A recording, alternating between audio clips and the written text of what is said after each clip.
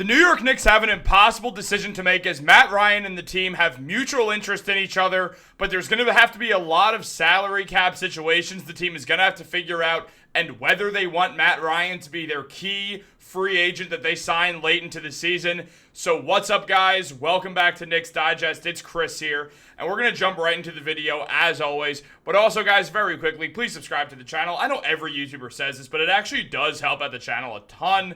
And we're on fire right now, so it would really mean a lot if you guys could just hit that subscribe button. That's it. Let's talk about some New York Knicks basketball. Here's the deal, guys. As we know, the New York Knicks and Matt Ryan have had interest in each other now for a bit. We know the Knicks were interested in Matt Ryan, and Matt Ryan, a New Yorker himself, has interest in going to the New York Knicks and staying with the New York Knicks, giving a bit of extra support into why it's a good idea for the Knicks to bring in the lights-out 45% three-point shooter, who also puts up 6 points per game. So he's there to be essentially just what Steve Novak was to the Knicks just 10 years later, and a contender can never have enough shooting. The New York Knicks bench is a little weak shooting-wise outside of Deuce McBride, so it would be nice to bring in Matt Ryan, especially after you were going to have Dante DiVincenzo on the bench until the Karl-Anthony Towns trade. And again, the team could just use the extra shooting burst.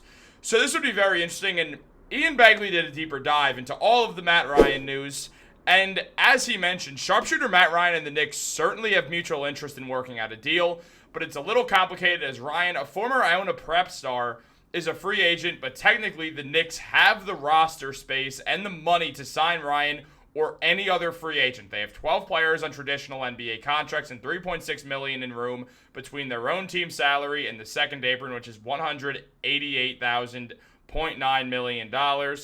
So they can give Matt Ryan that veteran minimum deal and add him to the roster, and both sides have interest in getting the deal done. But this is where it gets a bit complicated, as Landry Shamet is currently rehabbing his dislocated shoulder. Shamet wants to play for the Knicks this season. He suffered the injury in preseason, and the Knicks waived him prior to the start of the regular season in case Shamet was not going to be able to come back quickly from that surgery, to the point where they didn't want to end up paying him for him to be injured, and then they can't waive him, or it's still against the salary cap, and then you can't sign any veteran, or you'll be in the second apron overall anyway. So this puts the Knicks in a very strange situation. Now, the Knicks can have 12 or 14 players or less less than 14 players on the roster until November 5th. That is when you are out of time, too many days. You could do 14 days in a row where you could do this. So the Knicks have to figure out a solution to this problem. Now, it could be Matt Ryan, it could be Lonnie Walker. There's multiple guys who they're interested in, and November 5th is that target according to Yossi Golzan, who Ian Begley always throws his support to. The guy's got a YouTube channel. You could check him out there. And essentially, if the Knicks want to convert Ariel Hukporti to a full-time contract, which, believe me, they're going to do, especially because he looks better than Jericho Sims, we're going to see that happen. But it's not going to happen until November 5th, as once November 5th comes around with weird salary deadlines and stuff that, frankly, I can hardly explain to you guys without making it I can't make sense of it, really. I can't explain it to make it make sense. Essentially, on November 5th, there's a hit to contracts. The minimum becomes less, and the Knicks want to wait till November 5th, so they're a little farther away from that salary cap deadline. So if they want to sign a veteran like Matt Ryan, they do it after November 5th or on November 5th, because it's one of those deadline days where you do that, things all work out a little bit better, and you have a little more money saved, and the Knicks are in the business of saving their money right now. But Begley also talked more about this. As he mentioned, the Knicks were planning to play Shamet in their rotation and sign him off of that non-guaranteed deal. And maybe they want to keep a roster spot open for Shamet while he rehabs his shoulder so they can add him if he returns to full health. But New York does not have enough money under the second apron to sign both Ryan and Shamet to veteran minimum deals. The Knicks team salary cannot exceed the second apron. They are hard kept at that amount due to the Mikal Bridges trade, so they can't go over it. They're just not allowed to go into the second apron. An easier route for Matt Ryan and the Knicks would be to sign a two-way contract, and though the Knicks don't have a two-way spot open, as I said, they will convert Ariel Hukporti's deal, and Begley says if they converted Hukporti's deal from a two-way contract to a standard deal, then they would be able to sign another two-way, and also November 5th comes into play again, because if you do that on November 5th, Hukporti makes a little bit less also, meaning you get a little bit more finances to work with, which is always going to be helpful with signing a free agent in the middle of the season. I love that idea. Now, here's the deal. it's hard to figure out a way that the Knicks are going to be able to get 15 people on this roster. And frankly, there's a world where they don't. That's why I think Achua is going to get traded in some deal that moves him for less money or just 2 players who equal $6 million. So the Knicks can get a full-fledged 15-man rotation, which they want to have. I mean, they don't want to go into the playoffs in a few months. It's like 7 months. And over half a year when the playoffs begin, they don't want to go into it with 14 players.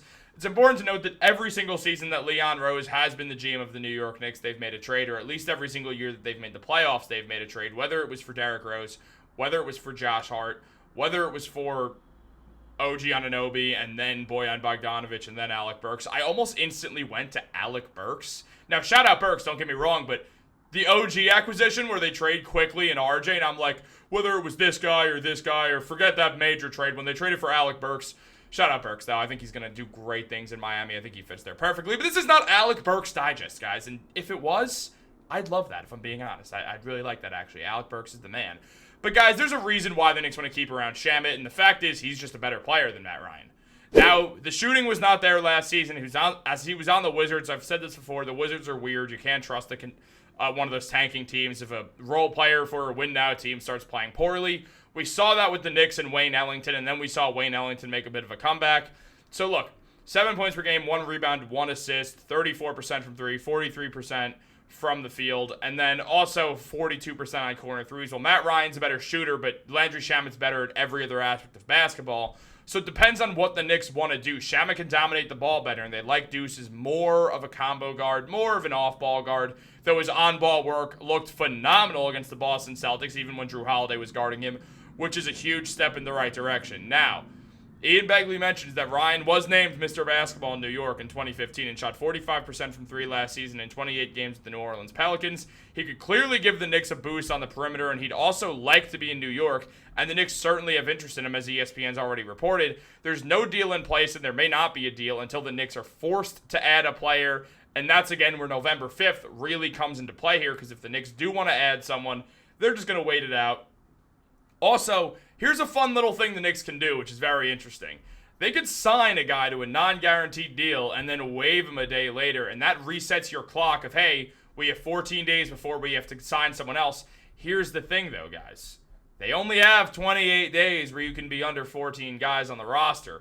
So they're going to figure this out, and they're going to figure this thing out very soon, what they want to do. And, guys, you better believe I'm going to be right on it when it happens.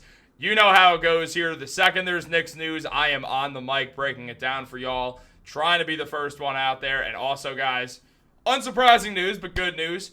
Happy hour, Knicks Digest pregame happy hour, as it will be right before the Pacers game, with Chris and Matt. We'll be back. We may have a guest. We're talking to some people right now.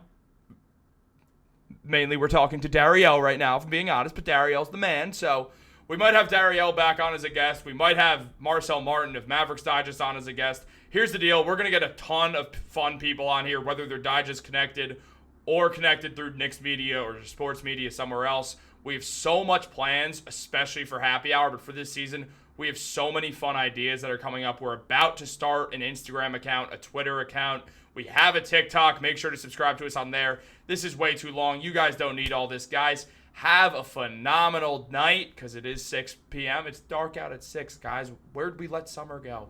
At least there's basketball, man. We'll be fine. Don't worry about that Celtics game. Go Knicks. And also, it'd be cool to have Matt Ryan. I mean, he's water.